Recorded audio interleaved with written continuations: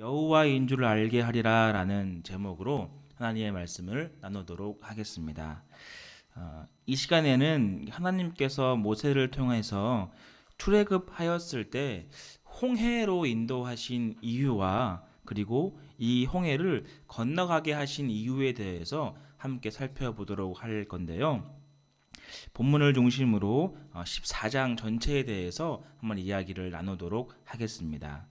먼저 이스라엘 백성들이 어떠한 신분을 가지고 있었나요? 그것은 400년 동안 이 애굽의 종노릇 하는 모습을 갖게 되었습니다. 처음부터 노예의 신분은 아니었기 때문에 예전에 있던 자유민 혹은 일반 평민의 삶을 그리워했고 너무나 힘든 고역과 노역 속에서 많은 삶을 주님 앞에 내려놓고 기도했던 적이 있었습니다. 예전에는 이 요셉의 통치로 인하여서 이 이스라엘 사람들이 굉장히 편안한 삶을 살게 되었는데 요셉을 모르는 왕이 등극하고 이제 이후에 많아지는 이스라엘 백성들을 향하여서 그들을 괴롭게 하기 위해 어린 아이까지 이제 죽이게 되어지는 그러한 일들을 벌이게 되었습니다. 많은 힘듦과 어려움과 아픔 속에서 이스라엘 백성들은 자신들을 출애굽하게 해달라고 많은 기도와 눈물을 뿌렸을 것입니다. 여기까지가 이제 이 오늘 본문에 등장한 바로 앞절의 이야기인데요. 성경에서 이 구원의 모습, 탈출 장면은 굉장히 놀랍고 귀한 일 중에 하나입니다. 무엇이냐 하면 다윗의 고백 가운데 군대가 날 에워싸워도 두려워하지 않을 것은 내가 피할 길로 가겠다라는 고백이 있습니다. 여기에서 이 구원의 모습을 살펴볼 수 있는데요. 군대가 날 에워쌌다라고 하는 것은 10명 혹은 20명 정도의 군대가 아니라 당시 군대라고 이야기를 하면 약 600명에서 1200명 정도의 인물들을 향하여서 군대라 표현하고 있었습니다. 이 군대는 로마 시대에 와서 약 6,000명 가량이 넘었지만 당시에 고대 근동 지방에서는 600명에서 한 1,000명 정도 되는 이 인원들을 군대라 이야기를 했습니다. 그렇게 많은 사람들이 다윗 한 명을 포위하고 에워쌌을 때 피할 길을 냈다라고 하는 것이 구원인데 이 피할 길은 도망하듯 혹은 쥐구멍처럼 피하는 것이 아니라 그 1,000명 가까이 모여있는 그 군대들 사이로 아주 큰 대로가 열려서 당당하게 편안하게 걸어가는 것이 바로 피할 길이라고 이야기합니다. 그러니 이 성경에서 구원을 이야기하는 것은 도망하거나 아니면 어렵게 구원을 받거나 아니면 간신히 도망친 것이 아니라 아주 편안하게 그 모든 사방의 적들로부터 구원을 얻게 되는 것이 구원이라고 표시할 수 있습니다. 마찬가지로 이 이스라엘 백성들이 간구했던 출애굽은 도망가는 것도 아니었고 간신히 출애굽하는 것도 아니었고 하나님 이 모든 어려움과 아픔 속에서 당당하게 그리고 힘차게 나갈 수 있도록 도와주시옵소서라고 기도했을 것입니다. 그리고 그 기도는 모세를 통하여서 이루어졌고 애굽의 모든 사람들로 하여금 도망하거나 혹은 정말 억지로 마침내 혹은 정말로 도망가듯 아무것도 가지지 못하고 나간 것이 아니라 그 애굽의 모든 사람들을 뒤로 한 채 아주 천천히 모든 물품들을 챙겨서 출애굽하게 되었다라는 것이죠. 이러한 모든 것은 이제 이스라엘 삶이 이제 앞으로 평탄하고 정말로 그 차가 없는 도로를 질주하듯 편안한 삶을 살아갈 것처럼 여겨집니다. 시원한 폭포수가 떨어지는 것처럼 아주 편안한 삶을 예고한 것처럼 보였지만 이들에게 앞에 있던 것은 무엇이었나요? 바로 건너갈 수 없었던 홍해라는 사실이었습니다. 말씀을 정리해 보면 이스라엘 백성들이 구원을 얻게 되었을 때 이 구원은 도망하듯 구원이 아니라 모든 물품들을 챙겨서 애굽의 모든 사람들을 뒤로 한 채 아주 편안하게 걸어갔다라는 것이죠. 그렇다면 그 다음 장면이 어떤 것이었을까요? 일반적인 책과 일반적인 소설 같은 경우에는 더 화려하고 더 값지고 더 위대한 일들을 바라보게 되었지만 성경은 참 아이러니하게도 홍해 앞에 건너게 되었다라는 사실입니다. 그리고 또한 이 홍해를 건너기 전 1절 말씀에 보면 무엇이라 얘기하냐면 하나님께서 바다 근처에 장막을 치라, 진을 치라라고 이야기하고 있습니다. 여러분, 군대의 병법 중 하나가 가장 최후의 보루는 바로 배수의 진이라고 하는 것인데요. 바다나 강을 등지고 진을 쳐서 다가오는 적들로 하여금 최후의 필사를 하는 것이 이 배수의 진이라는 것입니다. 이것은 그러니까 마지막 이제 더 이상 신락 같은 희망이 없을 때 이거라도 해보자라고 했을 때 진을 치게 되는 것인데 지금 이스라엘 백성들은 어떤가요? 이제 막 출애굽하였고 많은 재물과 당당한 모습으로 나오게 되었는데 마치 이제 끝인 것처럼 바다를 등지고 진을 치라는 주님의 말씀을 들었다라는 것이죠. 이러한 말을 들었을 때 군대의 병법을 하나도 공부하지 않았다고 하더라도 무섭고 두려워 떨었겠지만 이스라엘 백성들은 하나님 저희가 그리하겠습니다 라는 순종의 모습으로 배수의 진을 치게 되었습니다. 왜 그랬을까요? 이 애굽에 있는 모든 10가지 재앙과 많은 것들을 바라보았을 때 이 배수의 진을 치는 것쯤이야 라고 여겼기 때문입니다. 하나님이 함께 하시면 이 모든 것들이 당연히 또다시 이기게 하고 승리 주실 것이기 때문에 우리의 생각과 우리의 방법으로는 고민하지 말자라고 여겼던 것이죠. 그리하여 배수의 진을 치고 바다에 등을 져서 그 자리에 있을 때 6절 7절 말씀에 보면 바로가 마음을 바뀌게 되어집니다. 왜 바뀌게 되어지냐 하면 아무것도 모르고 지금까지 우리의 종로로 타였던 사람들이 도망하게 되었더니 바다를 등지고 진을 치는 모습을 듣게 되는 것이죠. 그러니 얼마나 어이가 없겠습니까? 이집트라는 그 거대한 군대가 병법과 화려한 전략이 있었을 터인데 저들이 지금 가면 또다시 잡아올 수 있겠고 저들을 지금 치면 그대로 칠 수 있겠다 여겼던 것이죠. 그리하여서 6절 7절 말씀에 보면 선발된 병거 600대와 애굽의 모든 병거를 동원하니 지휘관들이 다 거느렸다라고 성경은 말씀하고 있습니다.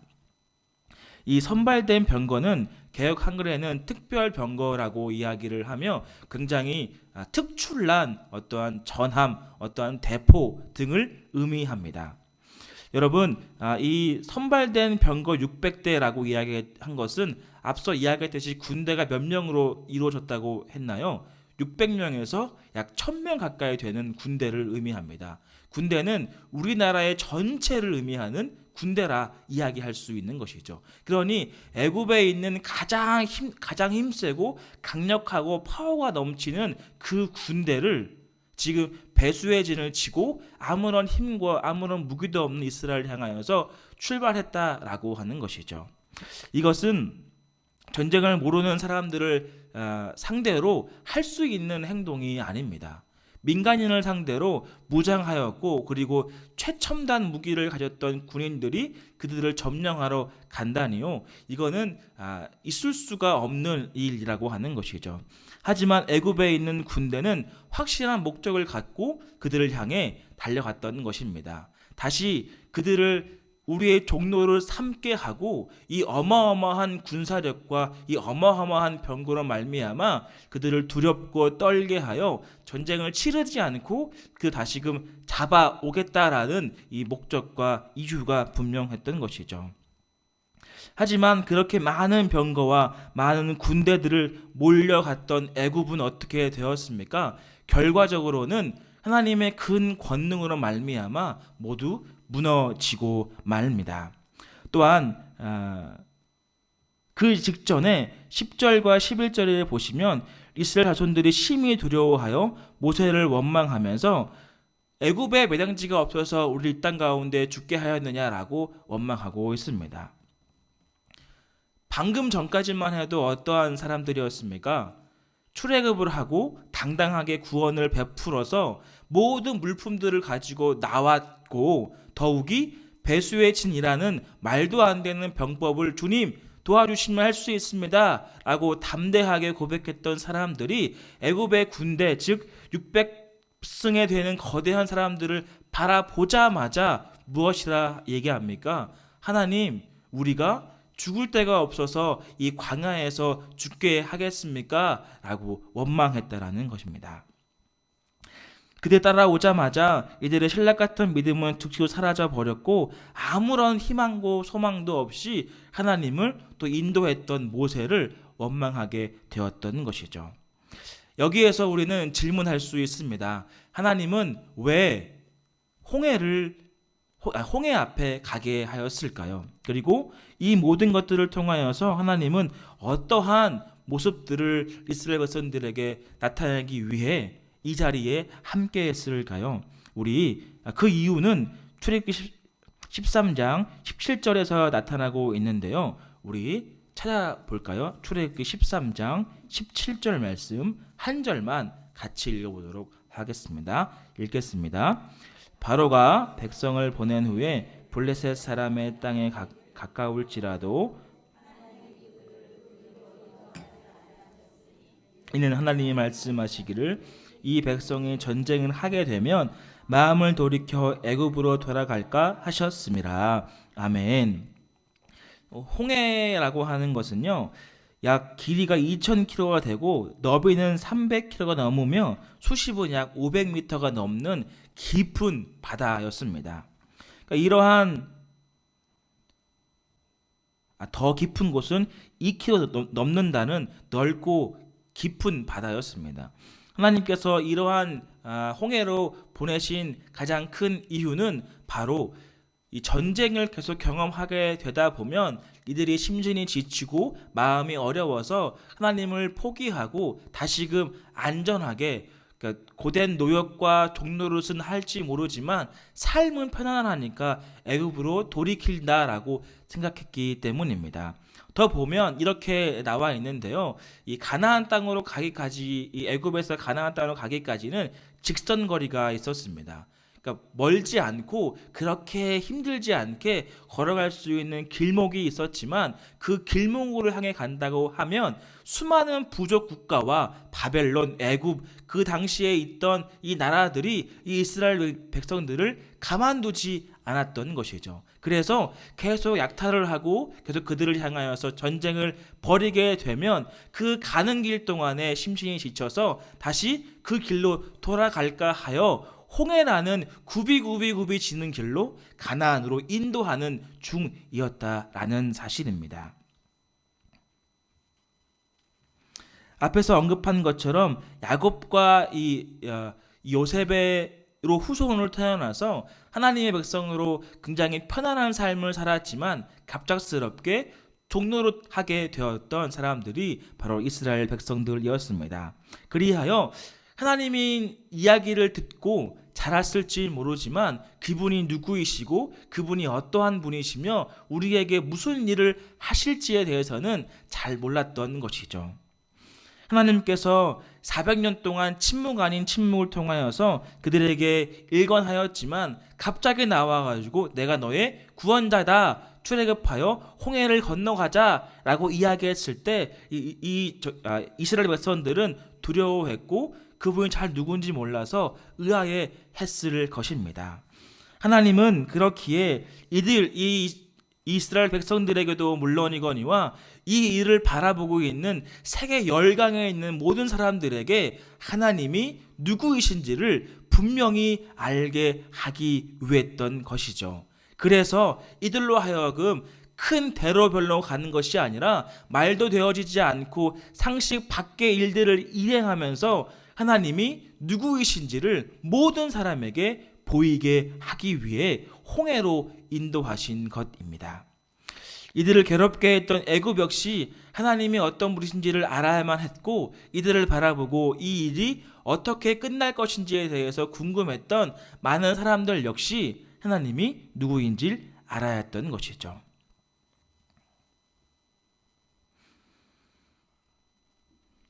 홍해를 건너는 모든 사람들은 이 사건을 통하여서 주님이 누구신지를 분명히 깨닫게 되는 놀라운 일이 벌어집니다. 마찬가지로 저 이스라엘 백성들은 5절과 10절 계속해서 원망과 불평이 많아졌지만 하나님의 섭리는 이 홍해를 건너기 이전부터 시작하여서 내가 이 홍해를 건너게 하는 이유는 내가 누구인지를 알게 하기 위함이다. 그러니 너희는 이 홍해로 가거라 라는 말씀과 계획과 섭리가 이미 있었고, 이걸 몰랐던 이스라엘 백성들은 불평하고 원망하며 낙심하였지만 하나님의 섭리가 어떻게 되었습니까? 마침내 반드시 홍해를 건너가게 되는 놀라운 일이 벌어졌다는 것이죠. 하나님의 역사와 하나님의 섭리가 마치 우리에게도 이와 같이 적용되는 것 같습니다. 이미 구원의 계획과 이미 주님의 귀한 사랑과 은혜가 이미 선포되었고 이미 계획되었지만 우리의 삶과 우리의 어려움과 우리의 낭망으로 말미암아 주님을 때로는 원망할 때도 있고 기도에 힘이 부족할 때도 있는 것을 보게 되어집니다. 하지만 우리가 기억해야 할 것은 이 일을 통하여서 하나님이 누구이신지를 분명히 보였던 것처럼 우리의 모든 일을 통하여서도 똑같이 하나님이 누구이신지 모든 사람들에게 반드시 나타낼 것입니다. 그러니 우리는 주님 앞에 기도하는 것, 주님 앞에 나아가는 것, 주님과 동행하여 의지하는 것을 멈춰서는 안 된다라는 것이죠.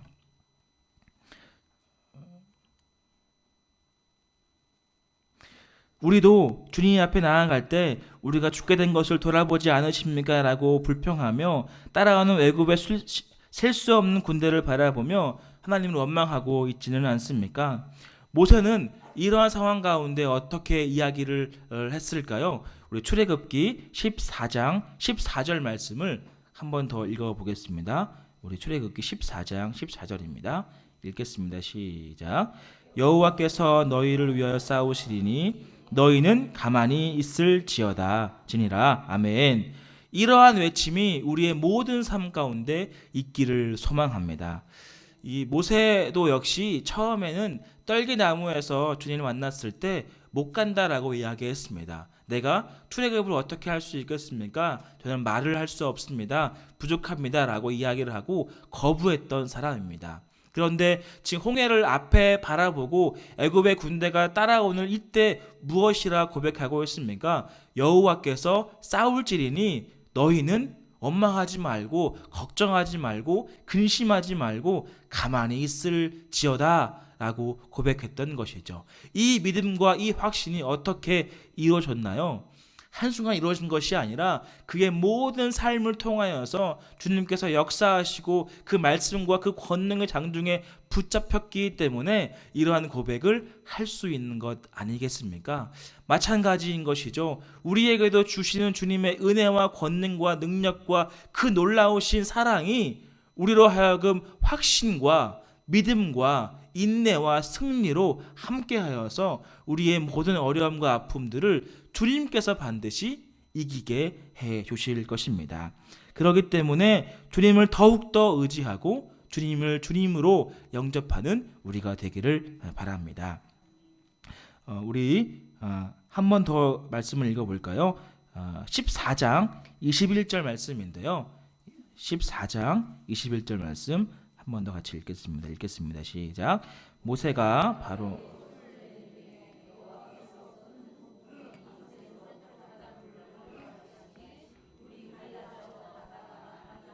땅이 된지라. 아멘. 홍해라고 하는 것은 앞서 이야기했듯이 길이가 2000m가 넘고 이 폭이 1000km가 넘으며 가장 깊은 곳은 2000m가 넘는 아주 깊고 넓은 바다였습니다. 그 바다를 어떻게 건너갈 수 있었을까요? 수많은 배를 띄워서 갈 수 있었을까요? 아니면 그 넓은 그 큰 바다를 삥 둘러서 갈 수 있었을까요? 하나님의 권능의 역사로 말미암아 홍해는 이 동풍으로 말미암아 갈라졌고 백성들은 어떻게 갔나요? 마른 땅을 걷게 되었다라는 것이죠. 진흙과 혹은 물 좀 남아있는 땅이 아니라 아주 이를테면 뽀송뽀송한 아주 편안한 아주 아주 좋은 땅을 걸어갔다고 하는 것입니다. 이것이 무엇입니까? 하나님의 구원의 역사가 바로 이런 것이라는 것입니다. 군대가 나를 에워싸워도 피할 길을 주신다고 하는 것은 그 홍해를 만났을 때 삥 돌아서 가거나 수많은 배를 띄워서 누군가는 몰살당하고 누군가는 실패하고 누군가는 건너가는 것이 아니라 이 말도 안 되게 홍해를 갈라서 그 마른 땅을 걷게 하시는 것이 하나님의 구원의 역사입니다. 이 역사가 이 이스라엘 백성들에게 임하여져서 많은 사람들이 아주 편안하게 걸어가게 되었던 것이죠. 이후에 어떻게 되었습니까? 또다시 고민과 어려움과 아픔의 대상이었던 그 홍해가 근심과 걱정과 고민과 주님께 원망하였던 그 원인이었던 홍해가 주님의 도우심과 역사하심으로 갈라지게 되었다라는 것이죠. 마찬가지입니다. 우리에게 근심과 걱정과 아픔이 있던 그 문제 혹은 그 홍해 바다 같은 것이 주님께서 역사하심으로 말미암아 갈라지듯 주님께서 우리의 모든 것을 갈라지고 마른 땅으로 걷게 인도하실 것입니다. 또한 따라왔던 많은 사람들, 즉 애굽의 군대, 첫 번째는 홍해가 원망의 대상이었고 애굽의 군대가 두 번째 원망의 대상이었다고 한다면 홍해가 갈라져서 원망 하나가 해결되었네, 그리고 두 번째는 어떻게 해야 될까라고 고민하는 것이 아니라 홍해가 갈라져서 이스라엘 백성들이 건너가고 이후에 따라왔던 애굽의 모든 군사들이 어떻게 되었나요? 홍해가 갈라진 것을 이렇게 덮어지게 되어서 모두 몰살 당했던 것입니다. 하나님의 구원의 역사는 우리가 계획하고 생각하고 이해할 수 없는 너무나 크고 놀랍고 위대한 일이라는 것이죠. 그리하여 많은 어려움과 근심과 낭만과 고민들이 홍해의 물결로 말미암아 휩쓸려 가게 되었다라는 것이죠. 다시는 이 애굽의 군대와 이 600병거 모든 사람들이 다가와서 이 이스라엘을 해할 수 없고 위협할 수 없고 이것으로 말미암아 두려워할 수 없게끔 하나님께서 완전하게 그들을 몰살시켜 버립니다. 이 모든 것이 하나님의 권능으로 하나님의 능력으로 말미암아 이루어졌습니다. 우리 마지막인데요. 마지막 14장 31절 말씀을 한 번 더 읽어볼까요? 출애굽기 14장 31절 말씀입니다. 읽겠습니다. 시작. 이스라엘이 여호와께서 애굽 사람에게 베푸신 백성이 여호와를 경외하여 여호와와 아멘, 할렐루야, 아멘. 이 일을 통하여서 어떻게 되었습니까? 하나님과 이 여호와의 종 모세를 믿게 되었다라는 것입니다. 이 사실은 이스라엘 백성들에게만 주어진 것이 아니라 이스라엘 백성들을 바라보았던 세계 많은 나라 그리고 애굽 모든 사람들이 하나님 되심을 발견하게 되었고 이런 놀라운 일들을 벌이시고 감행한 것은 하나님밖에 없습니다 라고 고백하였다라는 것입니다. 하나님의 구원은 바로 여기에 있는 것이고 모든 사람은 말미암아 여호와 하나님을 믿게 되었습니다. 이스라엘을 방해하는 모든 세력들은 하나님의 섭리 가운데 도망하게 되었고 결국 이스라엘 백성들은 큰 승리를 주님과 동행하여 이루어지게 되었습니다. 그러므로 우리에게 주어지는 주님의 은혜와 사랑을 기억하고 홍해를 가르며 홍해를 건너고 마침내 따라왔던 모든 애굽의 군대가 무너진 것을 기뻐하며 감사하며 우리의 삶을 살기를 소망합니다. 우리에게 크신 은혜와 구원을 이미 베풀어 주셨습니다. 예수 그리스도를 말미암아 십자가의 보혈로 말미암아 우리 모두에게 하나님의 이 권능의 구원을 보여주셨습니다. 그러므로 우리가 당면하여 있는 모든 혹은 홍해와 애굽의 군대 때문에 두려워하고 낭망하는 것이 아니라 이 길을 가게 했던 이유, 즉 전쟁을 하면 돌이켜서 다시 그 애굽으로 돌아갈까 하는 하나님의 섭리를 먼저 기억하고 우리의 삶을 살아가기를 바랍니다. 말씀을 정리하도록 하겠습니다. 출애굽한 이스라엘은 어디에 등을 지고 진을 치게 되었나요? 바로 바다를 등지고 배수의 진을 치게 되었습니다. 절대로 해서는 안 되는 병법이었지만 하나님의 이 권능을 의지하여 그들은 바다에 등을 지고 진을 쳤지만 애굽에 따라오는 군사들을 바라보고 이내 모든 믿음이 깨어져서 하나님 앞에 원망하게 되었습니다. 하지만 하나님께서는 모든 원망의 그 근원이었고 문제의 대상이었던 홍해를 가름으로 말미암아 모든 어려움들을 이기게 하셨고 마침내 따라왔던 또 다른 두려움의 모습이었던 애굽의 군대를 몰상시킴으로 말미암아 모든 걱정들을 해소시켜 주셨습니다. 그러므로 우리는 주님의 은혜와 사랑과 그 능력을 힘입어 낙심하지 말고 낭망하지 말고 힘내어 하나님만을 의지해야 합니다. 우리 끝으로 말씀 한 번 더 찾아볼 텐데요. 우리 시편 말씀입니다. 조금 멀리 있지만 시편 136편 13절부터 16절 말씀인데요. 구약성경 902면에 있습니다. 902면에 마지막으로 찾아보고 마치도록 하겠습니다. 시편 136편 13절에서 16절까지 말씀, 구약성경 902면 찾으셨으면 같이 함께 읽겠습니다. 시작. 홍해를 가르신 이에게 감사하라. 그 인자하심이 영원하심이로다. 이스라엘을 그 가운데서 통각해 하신 이에게 감사하라.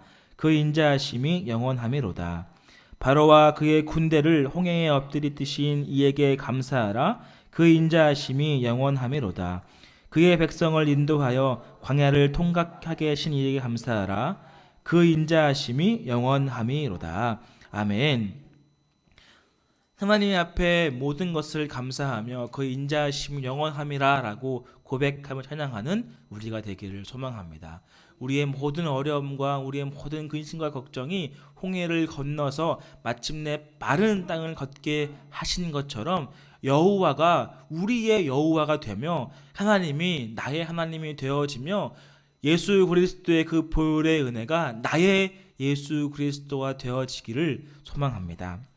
이러한 귀한 은혜와 사랑이 우리의 모든 삶 가운데 늘 충만하기를 주님의 이름으로 간절히 축원드립니다. 아멘. 기도하겠습니다.